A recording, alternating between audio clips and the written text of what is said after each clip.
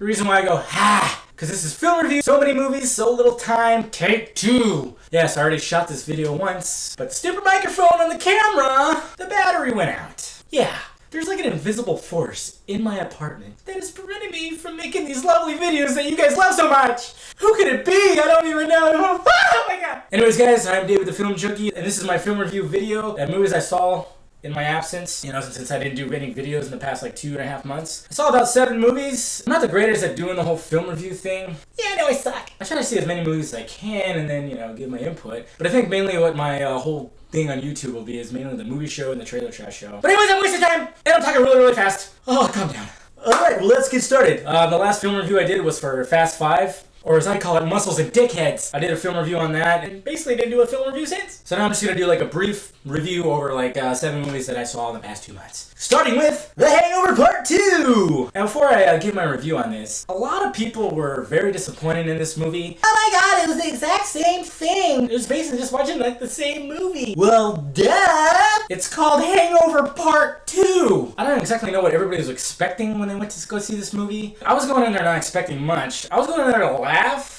Yeah, that's about it. Which I did. I laughed my ass off. I thought part 2 was really funny. Yes, they followed the same formula as the first one. Right down to the calling in the beginning and then going back to seeing what all happened. They lost a brother this time. What I like too is they use Chow a lot more because he's freaking hilarious. Oh, you just wanted to see his bing bong again. So what? It's bigger than mine. Huh? But anyways, I mean, with this one, they just kind of, you know, they follow the same formula, but they had to push the envelope with the jokes. It was a lot more raunchier. What really makes the 2 movies do well is the chemistry between the 3 characters. Obviously, it's not going to be as good as the first. The first one was fantastic. Everybody loved the first one. I loved it. But I also love this one too. So, I mean, if you haven't seen it yet, watch it just thinking that it's not going to be anything spectacular. It's going to be a cash and thing, just a little grosser. You'll still laugh your ass off, I promise. Alright, next on the list, Super 8! Super 8, the alien monster movie written and directed by J.J. Abrams and produced by Steven Spielberg. Yee! Why am I doing that? I don't know. That Spielberg's really good with alien stuff. Maybe he is an alien. Super 8's a movie that follows these kids making a small little zombie movie in their town. Takes place in like the late 70s or something like that. When they're at the train station, this truck goes onto the tracks and causes this train to derail, and they catch, you know, something coming out of it on tape. And then throughout the movie, this town, these kids are trying to figure out what is going on because there's all kinds of weird shit going on. What I liked about this movie, it had a very Goonies vibe to it. Of course, Goonies, a classic 80s movie with these kids that, you know, go on this adventure. Kind of like the same element here. And the kids did excellent in the movie. I thought their chemistry was great. Even when there was like supposed to be like a scary scene, they still kept the jokes going. They all did very well, and a lot of them, it was like their first movie. I'm sure their parents are proud, just like mine are when I do the show. When the train like derailed and stuff like that, I thought it was a bit much. I was sitting there like, Jesus, when is this thing gonna stop blowing up? And they're just trying to fit a lot of special effects and boom, boom, boom, and you know, it wasn't 3D. The ending was a little cheesy, but you know, it was a heartwarming ending, and I swear I did not cry.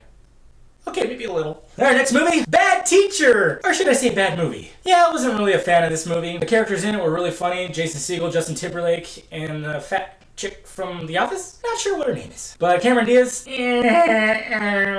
Wasn't really digging her in this movie. She was trying to be this raunchy, bad mouth chick, and it just didn't feel right. I thought they should have casted somebody way better. And everybody always asks me, well, who do you think they should have casted? I don't know. Just not her. You know, the story was just whatever. It was just kind of mediocre, and like I said, I wasn't really digging her character because it just didn't seem like it came naturally with her. But like I said, you know, the other characters were like really funny, and that's what made it pretty funny for me. But other than that, right, next we got Transformers, Dark Side of the Moon. Or was it Darkest? I don't know. Not really a big Transformers fan. You know, I saw the first 2, you know, just to see them. You know, they're Michael Bay movies, so, you know, there's gonna be non-stop action and crazy special effects. There's a lot of shit blowing up. I'm not a big fan of Shia LaBeouf. He kinda gets on my nerves a little bit. What I really liked about this movie, though, is no Megan Fox! Yeah, that's right, I said it. If you've heard me in my previous shows, I think she's a and the new girl that took her place, I'm not sure what her name is. I don't have my laptop up or any information going on. I'm doing a good job. I thought she did really well, and I think she is hotter. There's something very sexy about her because she had like the accent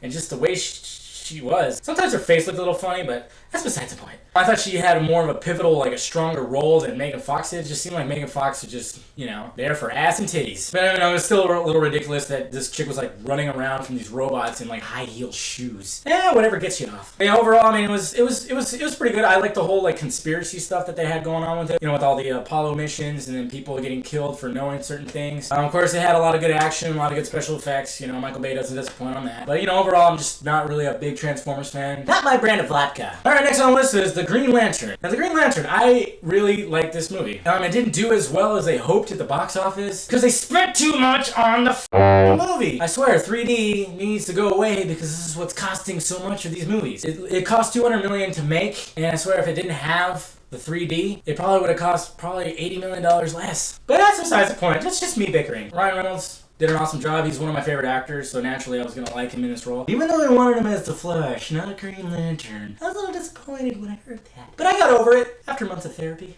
I didn't know like the backstory of the Green Lantern because growing up I was always a Batman and a Flash fan. So I really didn't know what the Green Lantern was all about. And I thought maybe they were trying to squeeze in a lot of the backstory like real quickly in the movie because it seemed like there was a lot behind it. But I think they did fairly well to try to squeeze it all into, you know, like a 2-hour movie. The humor was really good. Obviously, Ryan Reynolds has always got good timing with, you know, putting out lines. His transition from, you know, being like down on his luck fighter pilot to becoming the superhero. Blake Lively, hot as can be. She did a really good job. And they also did something really funny in this movie that is in a lot of superhero movies that they actually made fun of. I'm not gonna like blow it for you, but it just has something to do with like, you know, when the superhero is just wearing nothing but a little mask. You know who that is. It kind of poked fun at that. When I saw that, I just started laughing my ass off. Not like that. But anyways, overall, I really like this movie, and I actually probably will buy it when it comes out. I hope they make a sequel, and I hope it continues on. All right, more superhero movies. Captain America! Captain America, I was actually really looking forward to this movie when I saw the first trailer. It didn't disappoint. I wasn't expecting like anything just like spectacular. This is better than The Dark Knight. Hell no. Overall, it was a really good movie. Chris Evans did an excellent job being Captain America and shooting steroids into his butt. Tommy Lee Jones, excellent in it. I swear, I think like he could just take any dialogue and just make it his own. Tommy Lee Jones never seems to disappoint when it comes to just bringing out this, you know, dialogue. It is always excellent, and he did an awesome job in this movie. Hugo Weaving did a good job as Red Skull. The only thing I didn't like, I just thought it was rushed. I wish they would have waited on the Avengers movie so then they could do like maybe 1 or 2 more Captain America movies, because basically they had to get him to the future. I don't mean to do a little spoiler here, but if you haven't seen it already, you live under a rock. They had to get him to the future so then they could do the Avengers movie that's coming out next summer. So they kind of had to like do like a montage of him doing stuff and blah blah blah just to get to that point where he was gonna, you know, end up getting to the future. I won't tell you how. But overall, yeah, good movie. I liked it. I'm actually pretty excited for the Avengers movie, even though it's gonna cost like $2 billion to make. Okay, maybe 1.5 billion. Alright, next on the list is Friends with Benefits, the worst movie that I'm gonna talk about. Yeah, basically Friends with Benefits was a big piece of shit. More like a steaming big piece of shit. Yeah, this movie I did not like. Dialogue was cheesy, the acting was pretty bad, very predictable. I didn't see the movie No Strings Attached, so I can't like really compare the two. I didn't want to see No Strings Attached because that looked very predictable and just stupid. I kind of had hopes for this one. It just disappointed me where I wanted to cry. I was literally like slouching in the seat like, oh, he's gonna, I was just sitting there, oh yeah, I knew that was gonna, oh yeah, she's gonna do that, oh yeah, he's gonna, yeah. Can I get more Jack in my Coke? It was just very predictable and just, I don't know, I just wasn't digging it. It's totally a chick flick, even though it's like rated R. The only reason why it's rated R because they dropped the F-bomb a few times. I mean, it wasn't really for the nudity because all it was Justin Timberlake's ass. Who wants to see that? Okay, all the girls went, me! You see Mila Kunis naked from behind, but it turns out it was a butt double. Yeah, pretty disappointing, but honestly, Mila Kunis doesn't really have a body. She's all face. I mean, her face is so seductive and so beautiful, but she really does not have a body at all. Sorry, Mila. I love you. Really, I do. So overall, just big piece of shit. Never will I see it again. And guys, if your woman makes you watch it, kill her. And rounding off this plethora of film reviews, Crazy Stupid Love. This movie is probably the best movie of all the movies that I saw. Shit you not. Love Steve Carell, so this is why I definitely wanted to see it. I mean, it looks like a romantic comedy, which it is, but it has a very good story to it. Steve Carell does an excellent job. you feel so bad for him. It's sad. I wanted to give him a hug. He's just really, down on his luck. He's like holding it all in, and the way he plays it like that. And then Ryan Gosling comes in and just takes him under his wing to get his confidence boosted back up. And of course, Julianne Moore and Emma Stone, they're in it. Oh, I love Emma Stone.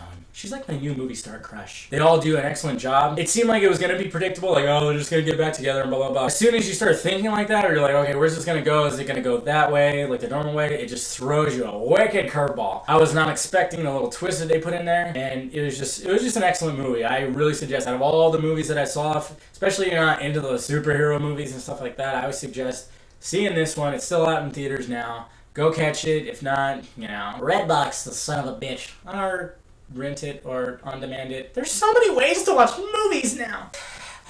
I'm tired. That was a lot of reviews in a whole little video. It's because I'm awesome. Anyways, guys, hope you enjoyed the video. Leave me a comment down below. If you didn't see the recent movie news show and the trailer trash show, I'm sure I'll have a link for it somewhere, maybe on the screen or down by my balls. That's where I like it. Make sure you hit that like, thumbs up button. Show some love with a like. Subscribe to my channel if you haven't. And just thank you for watching. You guys are awesome. I am David the Film Junkie, and this has been Film Review. So many movies, so little time. I'm gonna go to sleep now.